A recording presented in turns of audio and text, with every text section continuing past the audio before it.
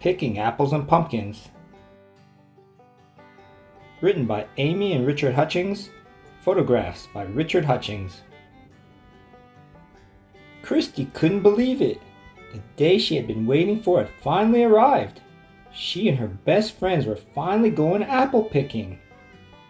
"Hi, I'm Scott Applegate," said the man who was giving out the baskets. "Welcome to the Battleview Orchards." In no time at all, Christy and her friends Michael and Nina, her sister Kelly, and Mom and Dad, and her grandmother were taking an old-fashioned hayride. Everyone's cheeks glowed in the crisp autumn air. There were red macawns and yellow delicious apples that were ripe for picking. Christy wanted to pick both kinds. The kids decided to start with the red ones. Nina reached an apple and took a bite. That first apple tasted so sweet.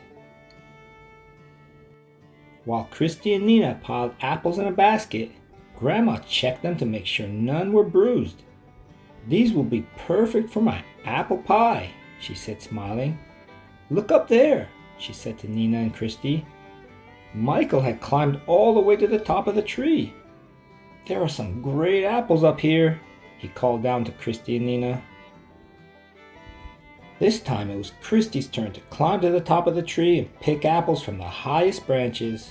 When everyone had picked enough red apples, Kelly and Michael picked up the basket and carried it back to the hay wagon. Scott drove everyone to the yellow delicious apple trees. After she climbed down, Christy's father showed her how to use a picker to pick apples that were high up in the trees.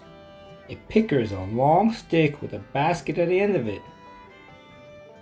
Using the picker made apple picking easier, but climbing the trees was still more fun. "Lunchtime!" Christy's mother called out. One by one, the children scrambled down from the trees.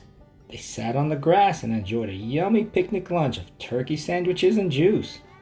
They were surprised at how hungry they all were, especially after eating all those apples. After lunch, it was time to move on to the pumpkin patch. Christy had never seen so many pumpkins.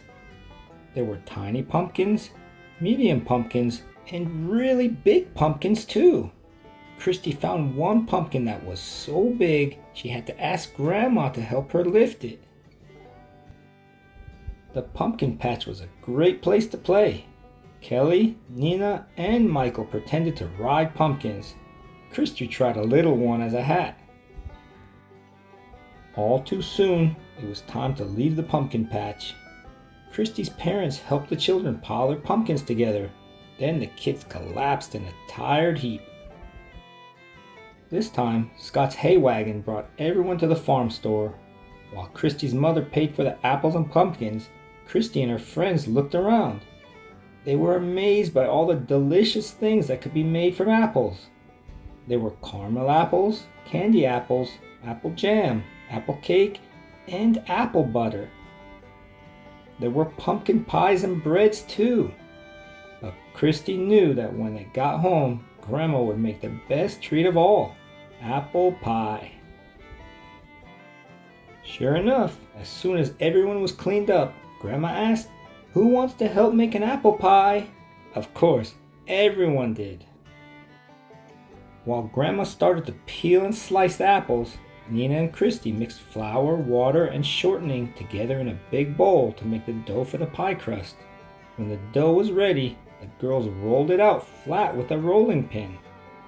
Grandma helped the girls put the dough in a pie pan. Then they piled on the apple slices and covered the pie with more dough. When at last the pie was in the oven, Christy felt sad. Her special day was ending far too quickly. But Christy's big day wasn't over yet. Her father had a big surprise for her. "Let's make jack-o'-lanterns," he said.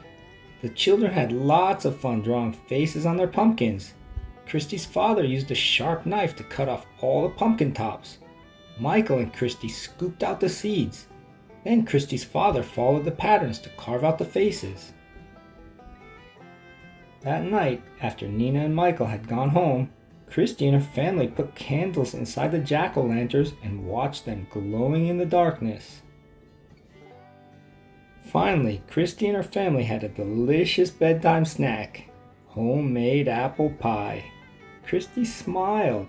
It was the perfect ending for the perfect day.